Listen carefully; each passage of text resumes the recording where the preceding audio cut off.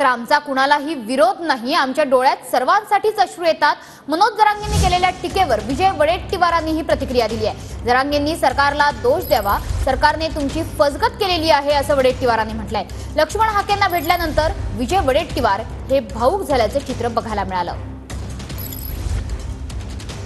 जे मेले आत्महत्या करून त्यांच्या डोळ्याला थेंब बी नाही आला, हे सुद्धा एक विरोधी पक्षनेता आठवणीत राहण्यासारखं आहे की पिढ्याना पार मराठ्यांचे लेकरं मेले आत्महत्या करून तरी त्यांच्या डोळ्याला थेंब आला नाही. आमचा कुणालाही विरोध नाही. मराठा समाजाला काही काल मला बोलताना सांगितलं त्यांच्या डोळ्यात अश्रू आले नाही का, जरांगे बोलले. अरे आमच्या डोळ्यात सगळ्यांसाठी अश्रू येतात.